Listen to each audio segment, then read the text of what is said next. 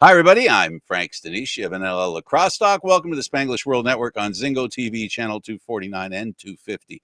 Please remember to download the Zingo TV app at the respective app stores for iOS and Android devices. While you download, make sure you rate and leave a comment. Both apps are absolutely free.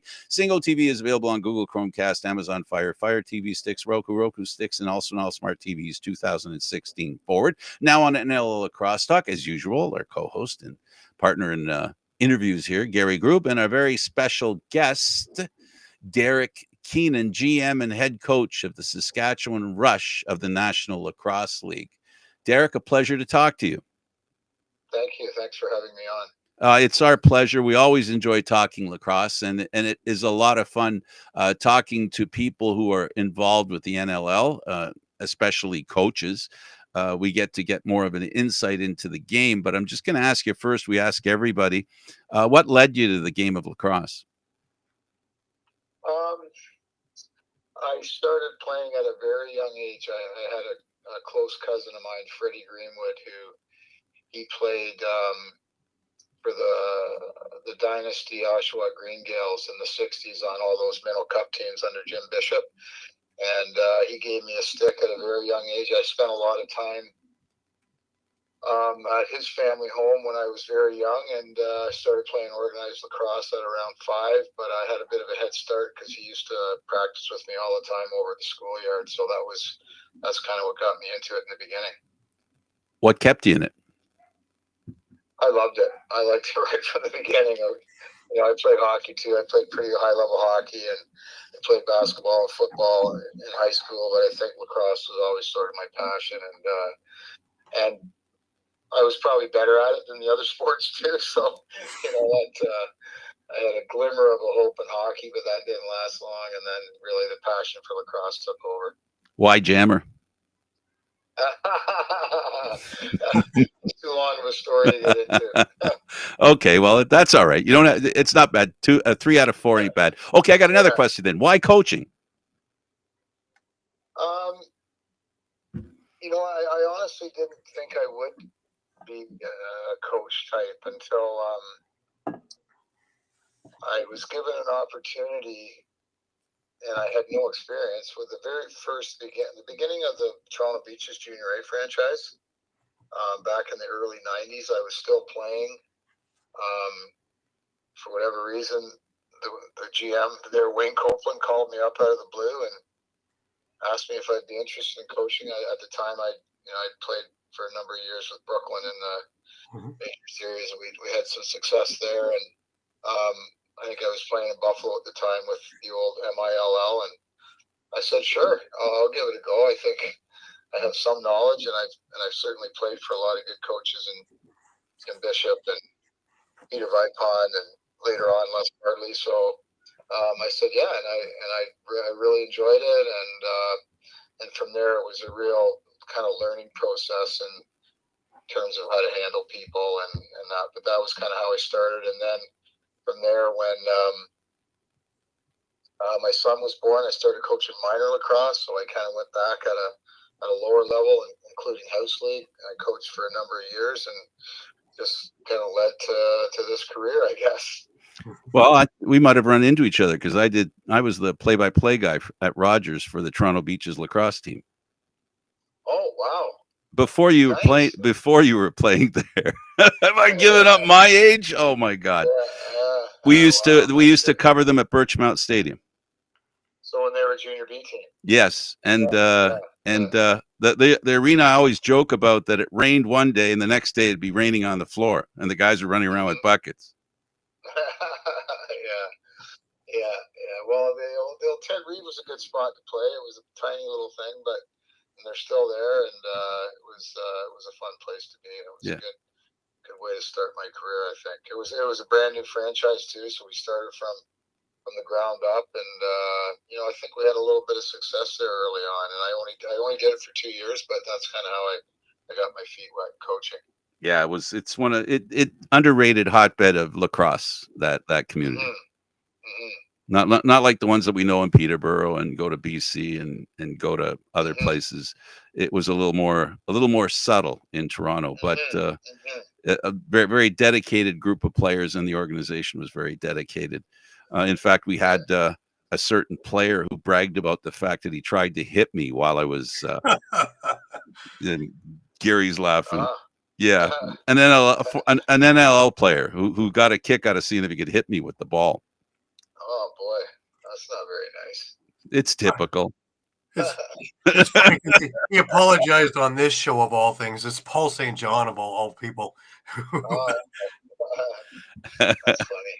It is funny. So yeah, I have some roots in the game too. I love the game as well. I've been for a while. Gary, okay, you can put him on the grill now. All right, I want to go back a little bit because I have an association with the Green Gaels as well. Every year I'm out to Prague with them, so I want to talk a bit about your era there with them. You spent 7 years there. I believe it was 3 Minto Cups. Did you have a favorite combination of team there? Because there were a lot of great players that came through that team. I mean, I played with a lot of really. When I was really young, I played as a first year midget, so Right. I mean, I played with Stan Cochran, and he was unbelievable, and is a good friend of mine to this day. He was just so talented, and then later on, Kelly Mitchell was a special talent, became my best friend, and unfortunately we lost him a couple years ago. But I just play with a lot of really good guys like J.D. Gibbs and Mike McKee, who was a Scarborough Beaches guy.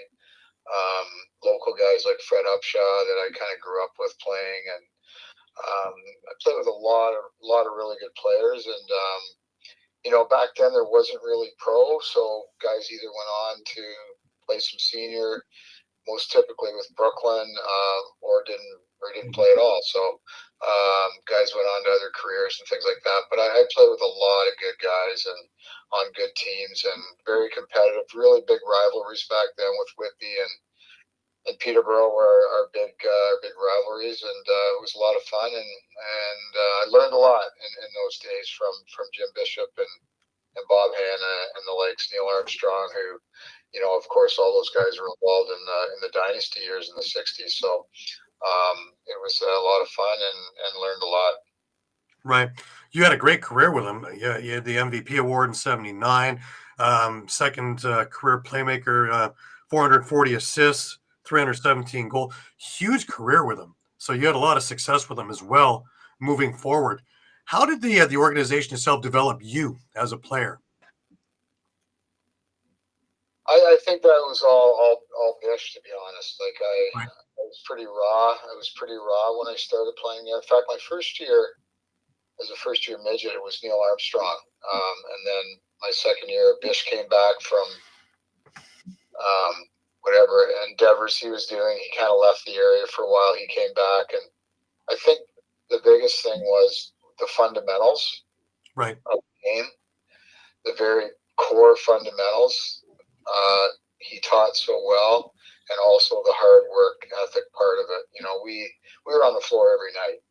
And he believed in that. He believed in kind of the fast-paced system, the fast break system, they call it. They call it transition now, but essentially it was a fast break system. And but really the fundamentals part of the game, and the hard work, being a good teammate, kind of making it a big part of your life, even outside of when you're at the rink, like taking care of yourself and leading a good lifestyle and things like that. I learned a lot from Bish on that, because I could very well have been headed down a different path if I hadn't. Right. And, right. I was raised by a single mom, and I was it was at times when I needed a little bit of direction, and he was certainly there to give it to me, and taught me some lessons at times when I needed them, and I learned a lot. Right. Yeah, we've had a number of guys from from way back on outward, from Johnny Shooter Davis on. Recently, I had Larry Lloyd on, and they all come back with that same kind of message about work ethic coming out of Bish. Mm-hmm. Yeah, I mean, those guys are great examples too, right? Like, yeah, I mean, right to this day, like Larry, I see quite a bit. We're members at the same golf club in Oshawa, and I see him quite often. He's still he's still grinding away selling real estate, and he probably doesn't need to, but he likes it and works hard at it, and has been successful. And so yeah, I think there's a lot of people in the same boat, including my cousin Freddie Greenwood, who was there. Mhm. And Freddie started as a stick boy. He hadn't even played lacrosse before, and Bish was really good at finding athletes who didn't necessarily play lacrosse as a child. Right. And he was one of them, and he just taught them the fundamentals. And if they were really good athletes, he could turn them into players. So, and he did that with a few guys that I play with as well. Right. Now, I would hazard to say that a lot of what Bish was doing shaped you for coaching, him, Bartley, and a few of the other guys, but shaped you as the kind of coach that you are now. Yeah, I think so. Yeah, all those guys you mentioned, they were impeccable at preparation.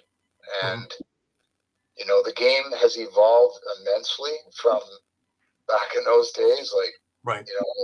You see, it's not a secret. Like, it was an up and down 3-line game. It wasn't as specialized, obviously. So, I had to learn over the years how to adapt to that.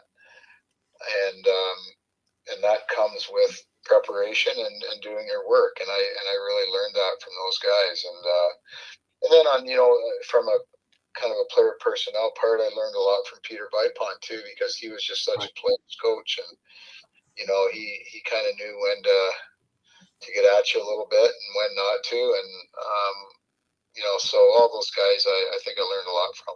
Hey, Gary. So that leads to a question that I have for you as far as coaching is concerned. Is it also a quality that you learn that you've got to be open to? There isn't just one standard for a player, the different standards, the flexibility you have to have in your own mind, how you use players and how you push them. 100%.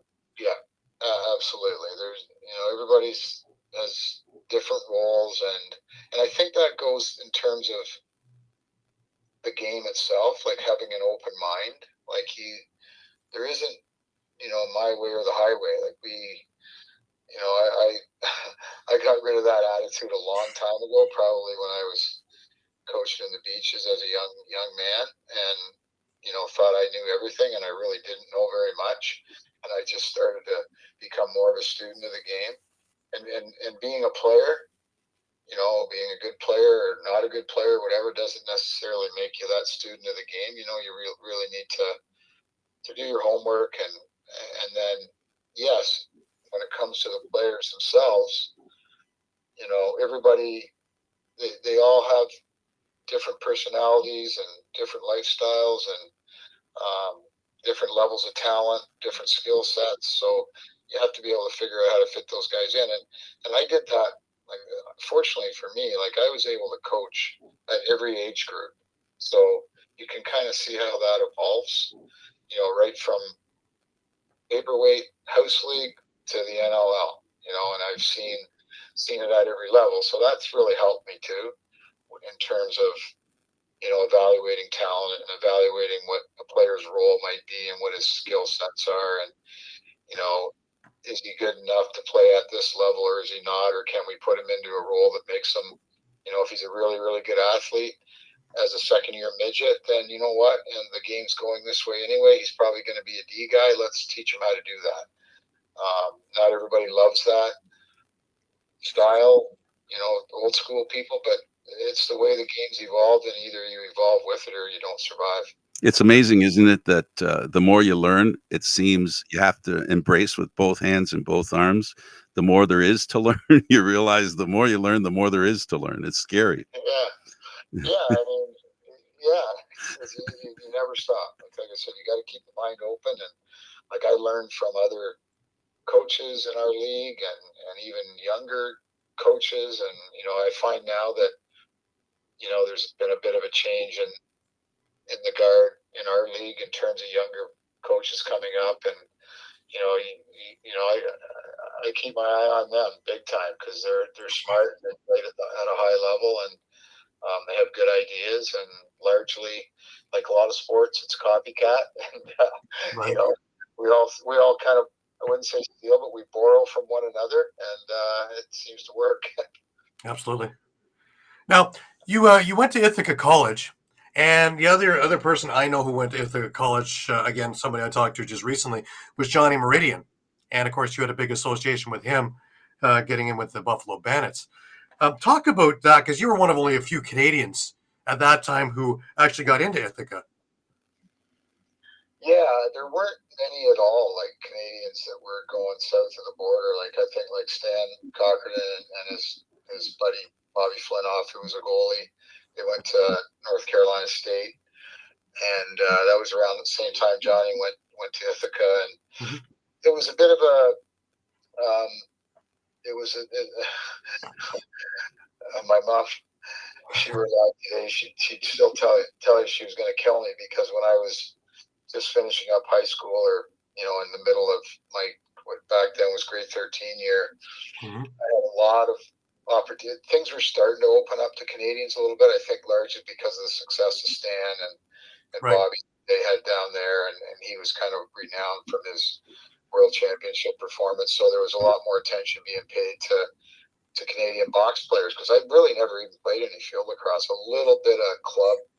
Like they started the Blue Knights program in Oshawa, and I played a little bit, but not very much. And so I had a lot of opportunity to go that route, based mainly on my box skills, but I didn't really want to go to school anymore. So Mrs. Keenan wasn't very happy. So I took a year and a half where I just worked, and then I finally decided, you know what, I think I'm going to go to school. And I didn't really like the direction my life was taking, so I kind of followed up on a number of opportunities and wrote my SATs, and I ended up in Ithaca, and it just turned out to be a great fit for me. And it was fun, and I enjoyed the experience both academically and athletically. And I was a bit of an older student, but I seemed to fit in okay, and everything worked out well.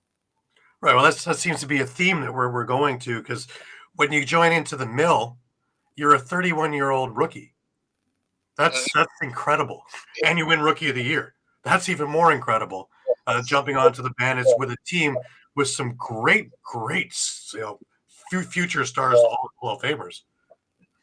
Yeah, Sergei Makarov, they called it. Yeah. It was like a 29-year-old Rookie of the Year for the Calgary Flames. Yeah, I mean, it was what happened there was, of course, the mill started probably in around, I guess, 87-ish. I was playing in Brooklyn, just finishing school, started my career with the city of Oshawa, and I had some opportunities to go down to Detroit to play. For a couple of years, they would call me, and I'm like, it was a little too far, and I just didn't, of course, there was no money in it. Right. And then the Buffalo thing came, and of course, Johnny called me, and he's like, what do you think? I'm like, sure. Like, I think I could do this. And at the time, I was, I think, engaged to Wendy, and, and kind of made it work. And my career with the city of Oshawa was just starting, but I made it work, and it was weekend warrior stuff, much similar to now, but with not nearly the money. I think $125 a game. We didn't get per diem. We had to share hotel rooms because there was only like 6 per team or something like that. We didn't get mileage. So at the end of the weekend, you were losing money. There was no question. By the time you closed the bar down at 4 a.m., that was pretty much. Oh, yeah. Yeah. So, but we had an incredible team though, and it just took us a while to get going, because I think it was a bit of a hybrid sport then. It was a lot of field guys, American guys. The rules were different. The style of play was different. But once we kind of got going, if you looked at our roster, we had a lot of talent, a lot of fun playing with those guys, and we had success there for a couple of years, and then started a family and got away from it for a bit. Right. Now, talk about, you were playing in Brooklyn, and of course, even at the heyday of MSL, there weren't that many people. You get into Buffalo, and you get these packed houses at the Memorial Odd. And I know I used to travel down there, too. I used to love it. It was a zoo. So sitting up in the orange, where if you lean forward, you might be on the floor. but this place was just an absolute zoo. And so many other places like the Spectrum, like Boston, and all these other, great barns you got to play in. Talk about that experience, when you first jump in. It was a lot of fun. I mean, playing in Buffalo, it was, we started 0-3. We were getting about 10 or 11,000, 12,000 a game. And then we just started pounding teams, and they're kind of like, oh, these guys are pretty good. And next thing you know, we had 16-3 in the building every night. Right. And, won a championship our first year. And they were wild. Like, much the way it is now in Buffalo, like they've just managed over the years to maintain their following. And, kudos to them. Like, for many, many years, kudos to the guys that are now Chugger and JT, just a tremendous job. And their front office does a great job bringing people in. They do a really good job in the market, sustaining their fan base and kind of growing the game as well. So they've done a tremendous job there. And but yeah, back then it was a lot of fun. And even like you said, you go to the Spectrum, packed building, the old Boston Garden. What a place that was to play. I can tell you a quick story from Please do. a game we played there once. I think it was either 92. I think it might have been 93, because it was when we were kind of on our streak there, and we went in there and it was Gatorade bottle giveaway night. So everybody who came in the building was given a Gatorade bottle, and there was probably 10 or 12,000 in the building, and that was an odd shaped building. Like the upper level literally almost hung over top of the playing surface, like over the so it was kind of very close and steep. And we were down like 5-0 early in the game. Les gave us a little blast, and I think we scored 14 goals in a row. And the fans had kind of had enough, and down came the Gatorade bottles. And just throwing them at us, and throwing them at the Boston players, and throwing them at the refs. And the whole floor was just littered with Gatorade bottles. So they had to take about 10 minutes to put up the floor. But it was pretty wild. Never forget that one. It was a special time to play in those rinks because they were smaller. Especially Buffalo, Rochester, Toronto, because it was the Gardens. They were all a little smaller than let's say Philly. Philly I think they had a regular size, what would be comparable to what a rink is today. Did it affect the game at all, do you think? Well, it was loud. Like, that's for sure. You always felt like they were right on top of you, and close to the action. I think that's kind of the difference in the buildings from then to today. That they seem to be. I mean, it's kind of like that in Saskatchewan, actually, because it's an older building and holds about 14.5. And when we were filling the building there, when we were in the midst of having some success, it was very similar, very loud, and kind of on top of you. And we're hoping to get back to that soon here. Right. Yeah, I have a lot of friends in Saskatchewan because of the Riders, and I got to know them really well. And when they talked about going from, I think it was it Vancouver or Edmonton? Edmonton went to Saskatchewan, right? I said it's going to be a success there, and you know why I thought it was going to be a success? Because when I looked at them, I thought of Buffalo. I thought of those teams that I don't know how to explain this, but the fans get so attached to the game, and if you have fans that get attached to the game, it really is crazy. Like, it's just crazy in the arena. It's not that you don't or do have an NHL team, because Buffalo has an NHL team, but it's that attitude. The fans, the game affects some communities differently than others. And I think for our market, it's a provincial thing, much like their football. Right. It's a provincial thing. We don't just have people from Saskatoon. We have people from all over the province. That's right. Come in for games, and they stay for the weekend and that. But I was skeptical. Like, Edmonton was. We were obviously in the midst of building a really good team. Yeah, that was a good team. Yeah, we won our first championship in 2015, and then we were moving, and we were actually at a stage in Edmonton where we were finally starting to draw fans. But you know what? Bruce Urban, as a businessman, the owner at the time, he kind of knew what he was doing, and boom, right away. And I think the big thing too is we took a really good team. Like we weren't an expansion team struggling along. We were in the midst of going to 4 championships in a row and winning 3. So, Yeah. we kind of spoiled the fans in the beginning, and it's been a bit down since, but now we're trying to get back there, and I think we're headed in the right direction. I think that experience taught the National Lacrosse League something, that they need to have success when they move into a town. It led to what happened in Georgia and some other places where success helps a franchise long term. Nova Scotia too, the same thing, right? I honestly, I think when Kurt Stiers moved, I know this for a fact actually, that he talked to our organization a lot when he moved the team there, because he saw similarities to Halifax, Saskatchewan, like a really good sports town, smaller type building, but great community, take a good team there, which they had, and boom, they got a really good market there, and they're continuing to grow. And one more thing, hungry for live sports. Mm-hmm. Yeah, absolutely. Yeah.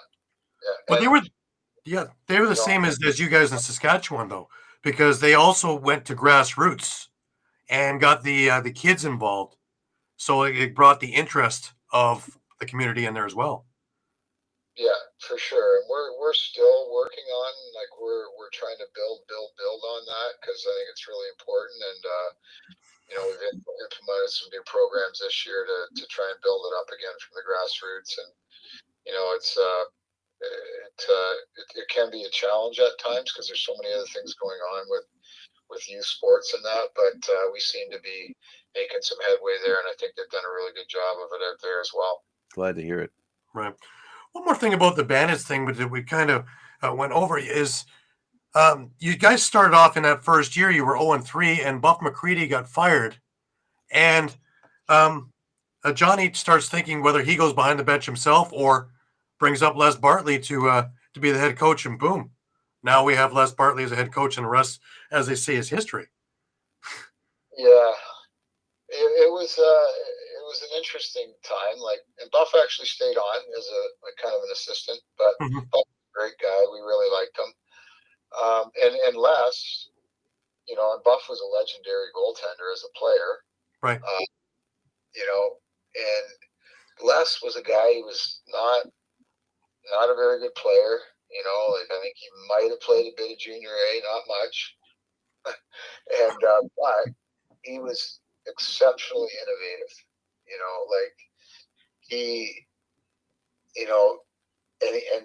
When I talk about the work part of it and preparation, he was incredible. And we started actually watching video, even though it was really hard to get and it was really hard to cut. But we'd have our practices down in Buffalo on a Tuesday or Wednesday night, and we'd sit upstairs in this restaurant after practice, and he had VHS tapes, and he had this video cut, and we're like, wow, this is, and we're like, this is good. We're not accustomed to this, because we really didn't, I had never done anything like that. Even all my years in Brooklyn, we didn't really, there was not really any access to that type of preparation. And that's kind of where he started out. And,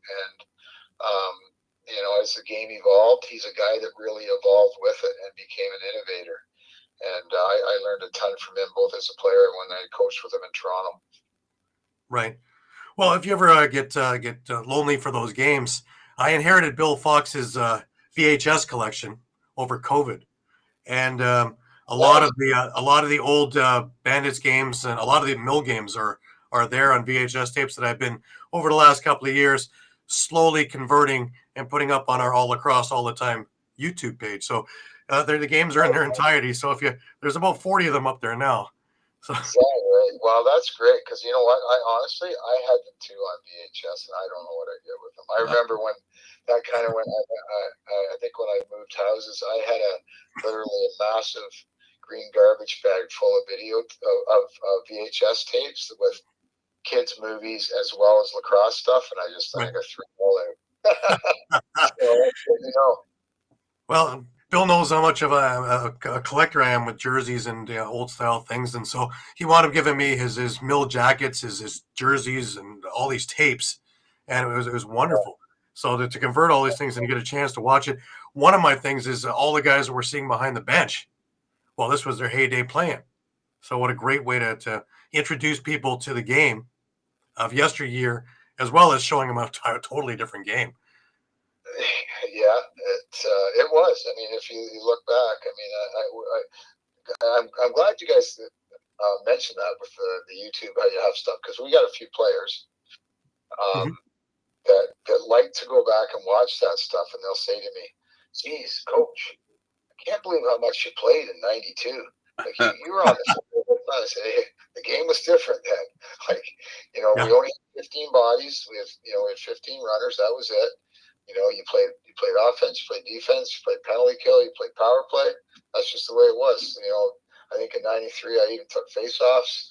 So, and watching these games going, and then, the officiating was much different. They didn't really call a lot, and they let crease goals go all the time, because I think the objective was to have as many goals as possible, which, if you look at statistics, like, there was a lot of scoring, a lot of scoring, and defense it was just a different game. I mean, and again, that's like any sport, it evolves, and a lot of it is to do with what you have access to these days in terms of preparation.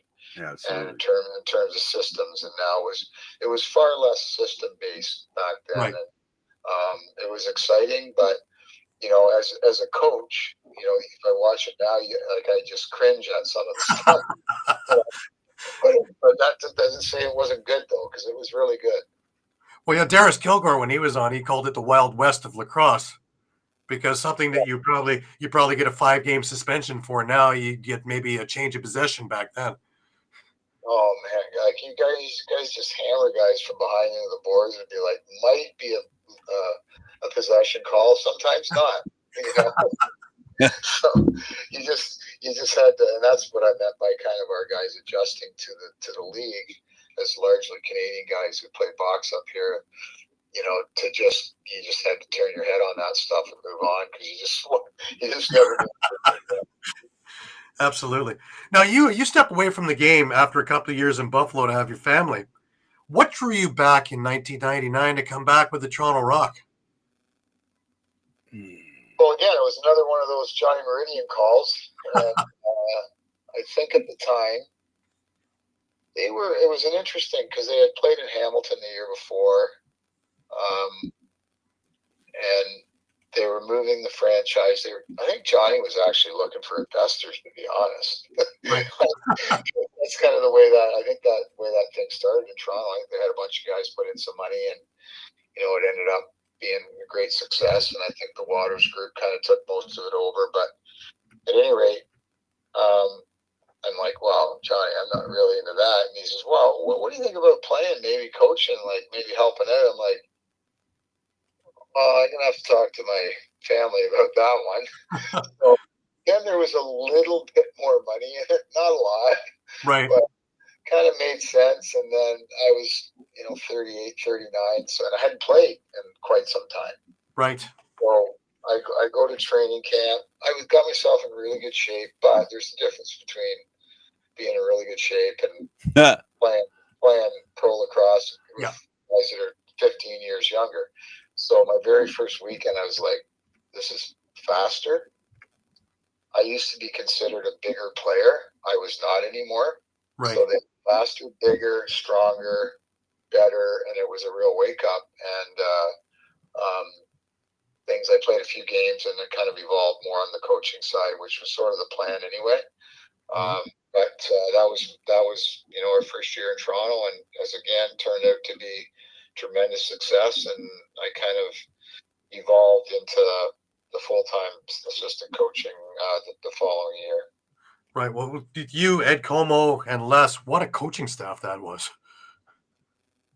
Yeah, again, we had a lot of fun together, and we worked really hard at it. We had our weekly meetings, and then of course our practices, and again, Les impeccable with preparation, Eddie the same, and that's kind of how we learned so much, I think, from one another in that experience. And obviously we had a lot of success too, and it just and the way it took off in Toronto too was exciting.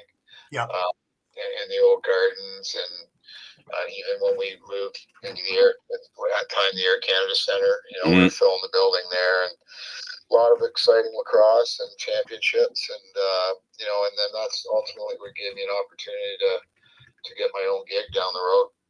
Yeah, because Les steps away with health issues, of course, with the cancer, and you get a chance to be the head coach.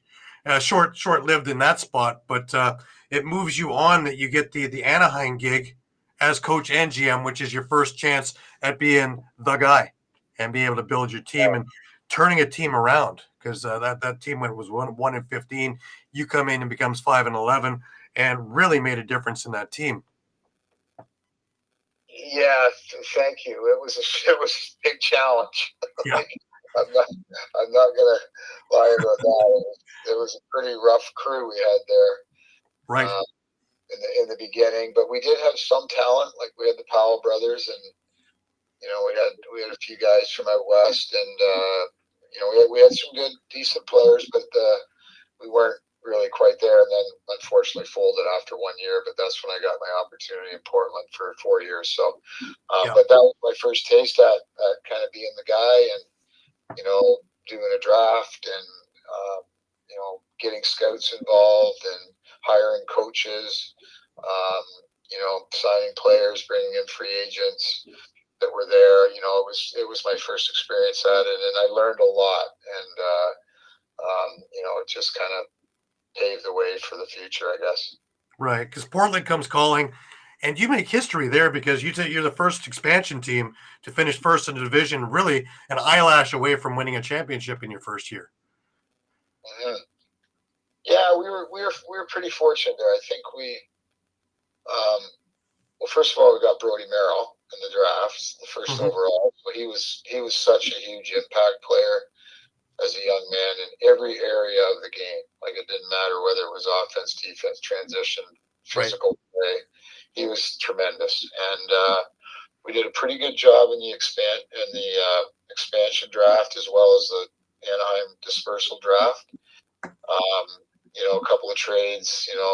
Brought in Dallas Elliott to play goal for us for a couple of years before he moved on to my coaching staff, and we had a really good first year, and then we were a little bit older, though, and then the second year we weren't as good. We kind of had to start again in our third year. So it was a bit of an up and down thing there. But again, all part of the learning process, and all in all, a good time there. And we did have a bit of success. And then, of course, in 2008, we were a goal away from winning a championship in Buffalo. So that was with a 6-10 team. So we kind of caught fire at the right time. I had a pretty good idea that year. We were a lot better than our record, to be honest. We had Doss and Ryan Powell kind of in their prime, and Brody, and a pretty good, really big, huge defense and physical, and we ran the floor well. So, I thought we were pretty good. We just kind of lost a number of close games early in the year, and then playoff time, we played really well and had a chance to win a championship.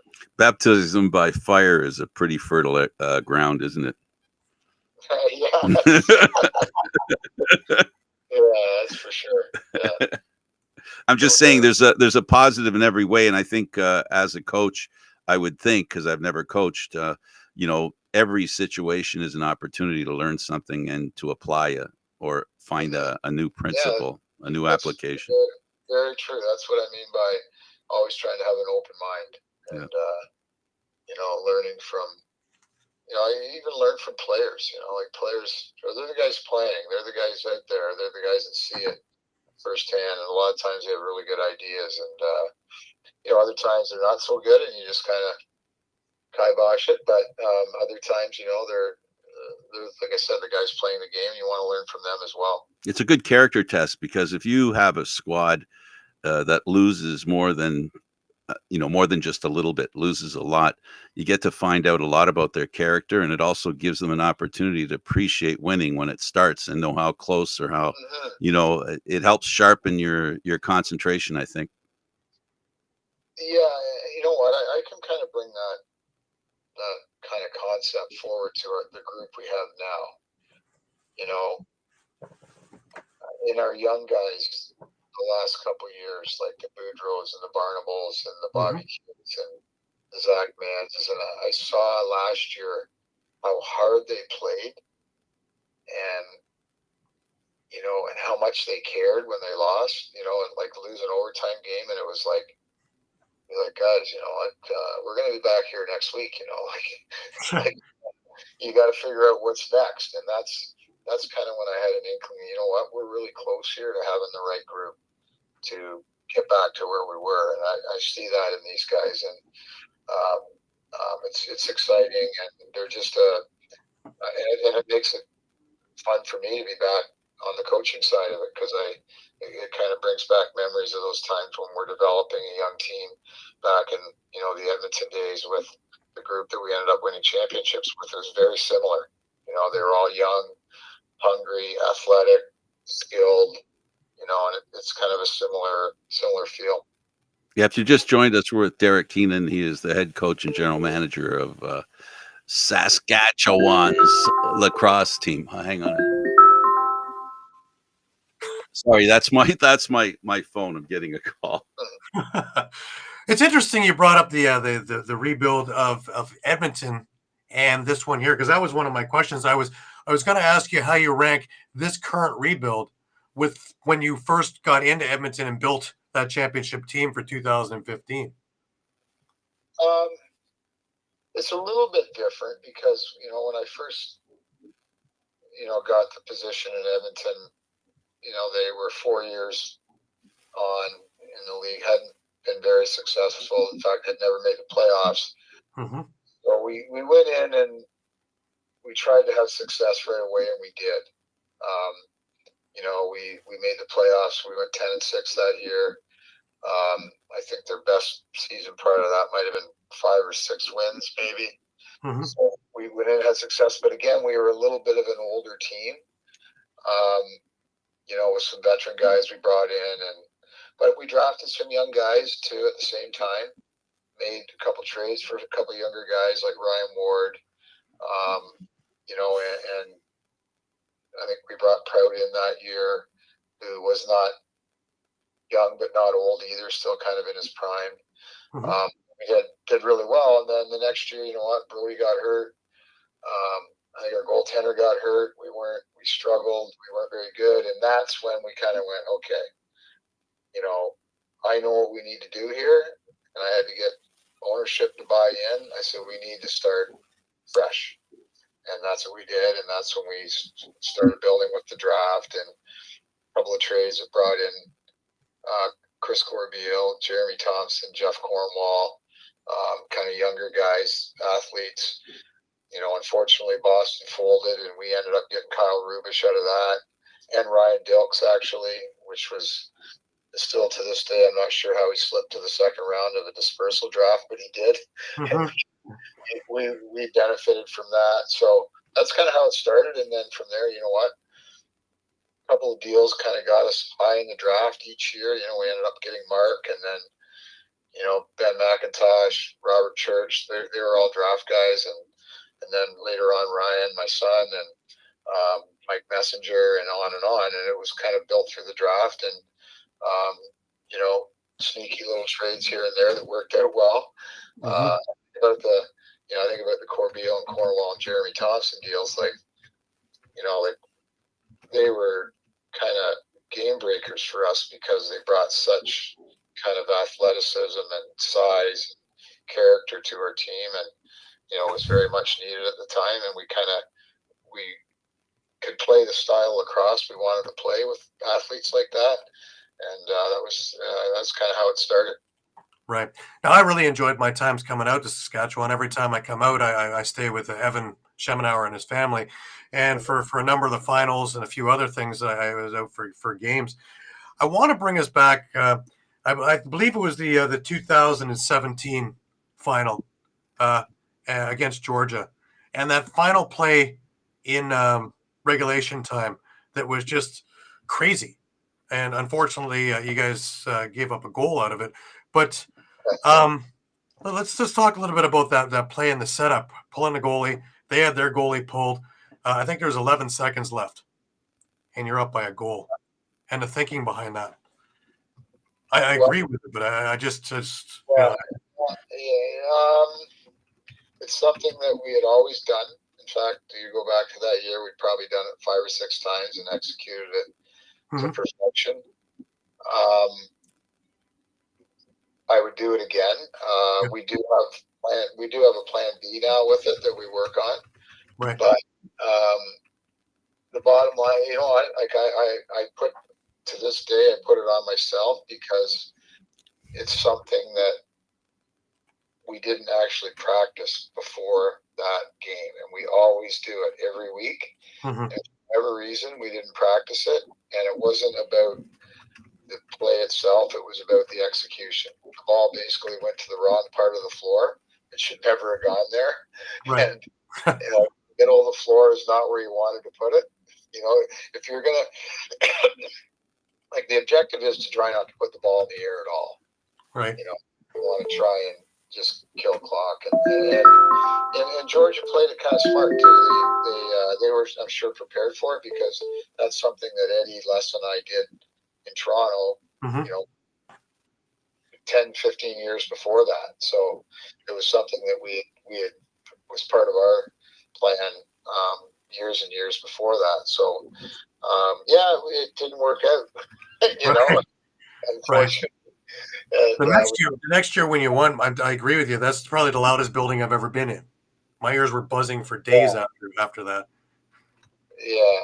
Oh, yeah. I mean, and that was, the 2016 championship, our first year in Saskatchewan, when against Buffalo, when Jeff Cornwall scored on the breakaway with about 12 seconds to go. That was pretty wild too. That was the go-ahead goal one.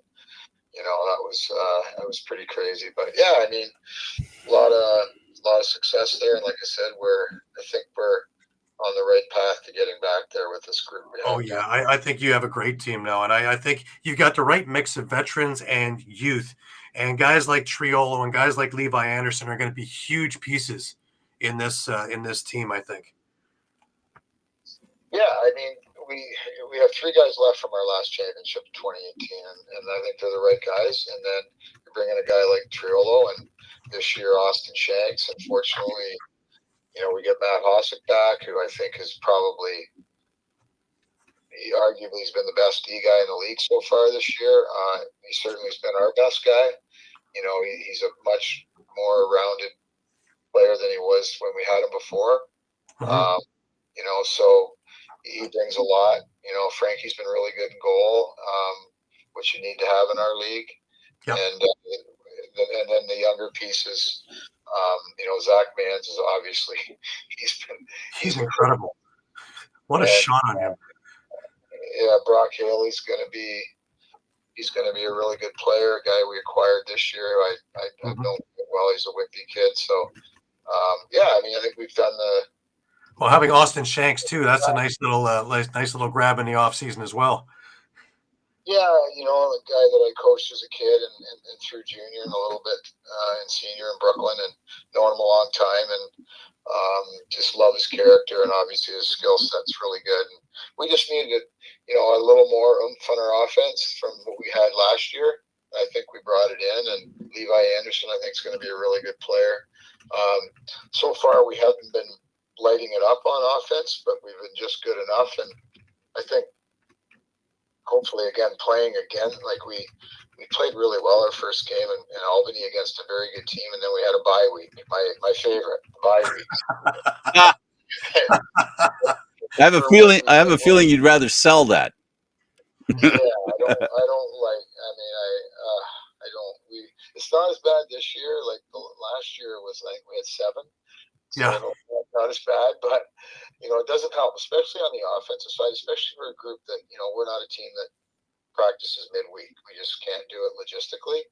Right. A lot of the sort of golden horseshoe teams that can do it midweek, and you can stay a little sharper. But I think it really affects the offense more than anything. And we were not very good in the first half last week. So, but then better in the second, and hopefully this week we can kind of keep that going in Rochester. Right. I think with Scigliano, man, is a resurgence in him. He's looked terrific. Even in preseason, he looked great, and he's ramped it right through the year. And in game 1, he was just absolutely unbeatable. Yeah, he made some really big saves in overtime and all. I mean, that was a game where we played quite well, but in overtime we weren't very good on offense. And he made some big saves, and then we basically it was a pass and a shot, and it was game over. You know, it was like, so and thanks to him. I mean, Frank's been really solid, and you know what? Honestly, even last year, I look at the two Halifax games where he didn't play very well, but we played terrible in front of him. And other than that, he pretty much gave us a chance to win every night. So that's what we want, a goaltender. And this year, that's what he's done. And if he can continue to do that, we got a good opportunity here. Absolutely. Derek, it's been a very quick hour, and I really appreciate you taking the time to be on with us. It's been a pleasure to have you on the show.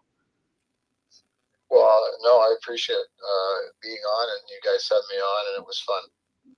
We really appreciate that. I think the most important thing I can say is that we didn't talk specifically about your team. I don't know if that's a bad thing or a good thing. I do know that you're up against a team that might be a little angry coming up in your next game. They're better than their record. Let's put it that way. They might be a little riled. So good luck with that. And really, thank you for helping us to understand your history. And it's actually, the nice thing about doing all these interviews, we like to get to talk about the game and how people, embrace the game. And clearly, you fit the mold of pretty much everybody that we have on here. They get the sting, and it doesn't stop. There's something about this game that keeps people in it. And thanks for being in it. And I really appreciate what you've done and what you keep doing to help promote lacrosse. We appreciate you. Well, thanks for those words. I appreciate it. And great show, guys, and keep her going. Well, we will. Thank you, sir. Much appreciated. Okay, thanks. Bye-bye. All right.